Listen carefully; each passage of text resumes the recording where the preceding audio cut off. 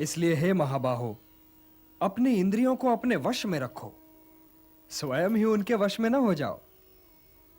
पार्थ, यह बात ध्यान से सुनो और समझो कि जब संसार सोता है तब मुनि जागता है, और जब संसार जागता है तब मुनि सोता है। ये सोना जागना क्या है केशव? ये रात दिन कैसे है? रात और दिन की तो मैंने बात ही नहीं की थी पार्थ। मैंने तो केवल सोने और जागने के विषय में बात की थी। सामान्य पुरुष की जाग हर क्षण कुछ पाने और भोगने के मोह में व्यतीत होती है। यही उसकी चेतना का लक्ष्य है। यदि उसे भूख लगी तो उसे भोजन चाहिए, यदि उसे प्यास लगी तो उसे जल चाहिए, यदि उसे ऋतुओं से अपना बचाव करना है तो घर चाहिए।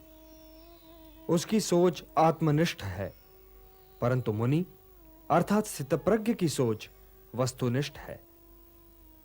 वो व्यक्तिगत भूख और व्यक्तिगत तृष्णा के परे देखता है। वो वृक्ष से गिरे हुए फल के विषय में नहीं सोचता, वो वृक्ष के विषय में सोचता है, वनों के विषय में सोचता है।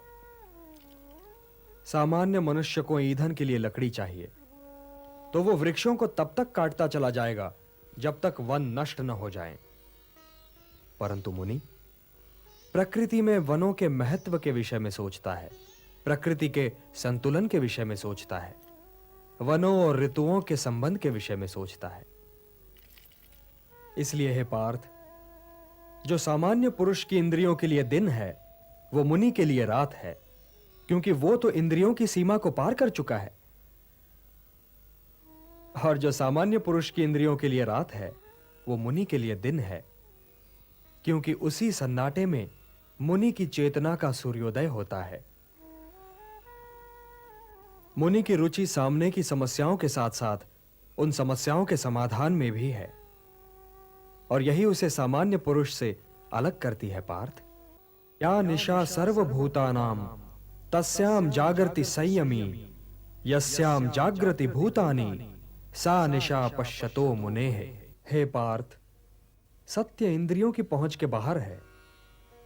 ऐसा नहीं कि मुनि को भूख नहीं लगती, लगती है, परंतु वह अपनी भूख के परे देखता है और यह सोचता है कि भूख का उपचार क्या है। इसीलिए सामान्य मनुष्य का दिन मुनि के लिए रात है, और जो सामान्य मनुष्य की इस रात से अपने को बचा ले वही स्थित प्रज्ञ है।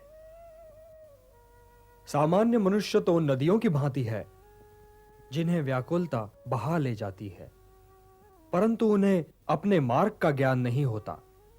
वो तो अंधाधुंध बही जाती हैं, क्योंकि वो केवल बहने ही को अपना कर्म समझती हैं, और वो अपना सारा जल, अपनी सारी उथल पुथल सागर में उड़ेल देती हैं। किंतु सागर फिर भी अपने तटों की मर्यादा का उल्लंघन नहीं करता।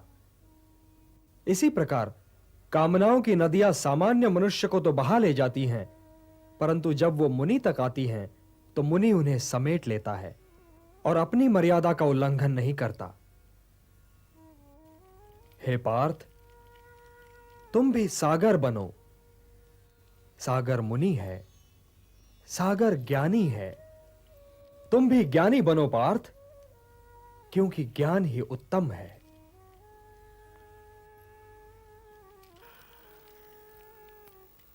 हे ऋषिकेश, हे योगेश्वर, हे ज्ञान मूर्ति, यदि ज्ञान कर्म से उत्तम है तो आप मुझे इस लहू लुहान कर्म में क्यों लगा रहे हैं केशव? आप मुझे इस लहू लुहान कर्म में क्यों लगा रहे हैं?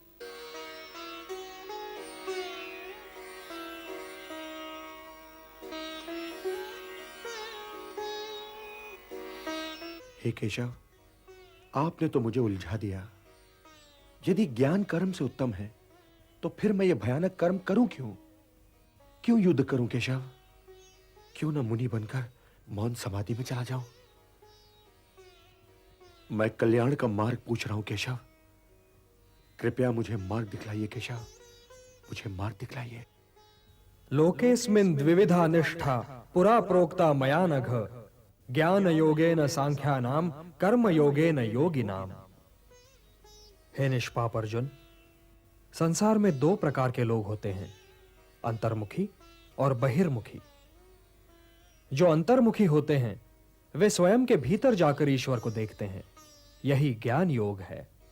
और जो बहिर्मुखी होते हैं वे स्वयं से बाहर निकलकर उसे प्राप्त करने का प्रयत्न करते हैं, किंतु कर्म से छुटकारा नहीं, क्योंकि स्वयं के भीतर जाकर उसे खोजना भी तो कर्म ही है। हे कुंती पुत्र, मार्ग तो यही दो हैं, एक ज्ञान योग का और दूसरा कर्म योग का। हे केशव, तो फिर मैं ज्ञान योग के ही मार्ग पर क्यों न चलूं? किंतु हे पार्थ, ज्ञान योग भी कर्म के त्यागने का मार्ग नहीं है, सिद्धि का मार्ग नहीं है, क्योंकि कर्म के बिना तो जीवन संभव ही नहीं। आंखें हैं तो वे अवश्य देखेंगी, पलकें हैं तो वे अवश्य झपकेंगी, कान हैं तो वे अवश्य सुनेंगे। जो कर्मेंद्रियों के आड़े आए, जो उन्हें बलपूर्वक रोककर उनका दमन करके विषयों का चिंतन करे, वो योगी नहीं, वो ज्ञानी नहीं, वो तो मिथ्याचारी है। सिद्ध पुरुष इंद्रियों को अपने वश में करता है, उनका दमन नहीं करता पार्थ। वो आंखें बंद करके नहीं जीता। कर्म बिना तो शरीर की यात्रा संभव ही नहीं। व्यक्ति सांस तो लेगा ही ना पार्थ। यदि वातावरण में कोई सुगंध या दुर्गंध है तो वो उसका अनुभव करने के लिए भी विवश है। यदि उसके आसपास कोई नाद है, कोई ध्वनि है, कोई कोलाहल है, तो उसे सुनने के लिए उसके कर्ण उसके आदेश की प्रतीक्षा तो नहीं करेंगे ना। इसलिए जो अपने इंद्रियों को नियंत्रित रखे, जो उन पर अपनी चेतना का अंकुश लगाकर उन्हें कर्मोन्मुख करे, उन्हें कर्म की दिशा दिखाए, वही श्रेष्ठ है। वो अपने विकल्पों को समझता है पार्थ, और अपनी संकल्प शक्ति का प्रयोग करता है। और हे पार्थ, अपने नियत कर्म करना कुछ न करने से अच्छा है। अब यह भी ठीक है पार्थ कि आंखें देखती हैं, किंतु वे क्या देखें और क्या न देखें, इसका निर्णय तो ज्ञानी स्वयं ही लेता है। वो आंखों को देखने की, कर्णों को सुनने की और पांवों को चलने की खुली छूट नहीं देता। विकल्प के इसी मोड़ पर ज्ञानी और अज्ञानी के अंतर का भेद खुलता है पार्थ। इसलिए कर्म तो आवश्यक है, क्योंकि उसके बिना तो शरीर का निर्वाह संभव ही नहीं। किंतु हे पार्थ, ज्ञानी पुरुष की भांति कर्म करो, ज्ञानी पुरुष की भांति। नियतम कुरु कर्मत्वम कर्म ज्यायो यह कर्मणः शरीर यात्रापि चते न प्रसिद्धेत अकर्मणः। यज्ञार्थात् कर्मणोन्यत्र लोकोयम कर्म बंधनः तदर्थम कर्म कौन्तेय मुक्त संगः समाचर। हे कौन्तेय, कर्म ऐसे करो जैसे यज्ञ किया जाता है, क्योंकि कर्म ही यज्ञ है और इसका स्रोत स्वयं अविनाशी ब्रह्मा है। इसलिए कर्म का मार्ग सीधा ब्रह्मा तक जाता है। और इसीलिए जो व्यक्ति सृष्टि चक्र चलाने में योगदान नहीं करता, उसका जीवन मूल्यहीन हो जाता है। तुम इस मूल्यहीनता की ओर न जाओ पार्थ, तुम इस मूल्यहीनता की ओर न जाओ। जो व्यक्ति केवल अपनी समस्याओं के विषय में सोचता है, वो तो पापी है। इसलिए तुम इस मोह जाल से निकलकर अपने कर्तव्यों को पहचानो पार्थ, और उनका पालन करो। हे पार्थ, कर्म फल की इच्छा ही मार्ग में बाधा है। कर्म फल की इच्छा ही तो व्यक्ति के गले में बंधा हुआ वो पत्थर है जो उसे स्वयं की तहों से ऊपर उठने ही नहीं देता। यही तो व्यक्ति को समाज से काट देता है और उसे व्यक्तिगत लाभ और व्यक्तिगत हानि की दलदल में ढकेल देता है। समाज तुम में नहीं है पार्थ, तुम समाज में हो। इसलिए लोक संग्रह और लोक कल्याण ही को अपना परम कर्तव्य मानो, क्योंकि जो समाज के लिए कल्याणकारी होगा वही तुम्हारे लिए भी कल्याणकारी होगा। जो कर्म लोक संग्रह के लिए होगा पार्थ, उसी के द्वारा तुम्हें सिद्धि प्राप्त होगी। व्यक्तिगत लाभ से तो पाप की गली निकलती है, क्योंकि वो तो स्वार्थ सिद्धि के लिए व्यक्ति को भटका देता है। और हे पार्थ, यह भी न भूलो कि तुम एक महान पुरुष हो, और लोग तुम्हें दृष्टांत मानकर तुम्हारे पीछे पीछे काम और स्वार्थ के मार्ग पर चल पड़ेंगे, क्योंकि एक श्रेष्ठ व्यक्ति का आचरण तो दूसरों के लिए दृष्टांत बन ही जाता है। मुझी को लो।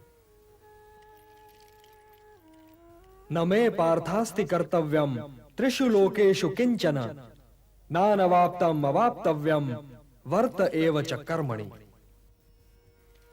त्रिलोक में मेरे लिए कुछ करना आवश्यक नहीं पार्थ, और त्रिलोक में ऐसा भी कुछ नहीं जिसे मैं प्राप्त करना चाहूं और प्राप्त ना कर सकूं। फिर भी मैं तुम्हारे सामने हूं, कर्म कर रहा हूं पार्थ, कर्म कर रहा हूं। यह दिखला रहा हूं, यह सिद्ध कर रहा हूं कि निष्काम कर्म के मार्ग पर चलते हुए जीवन व्यतीत करना संभव है।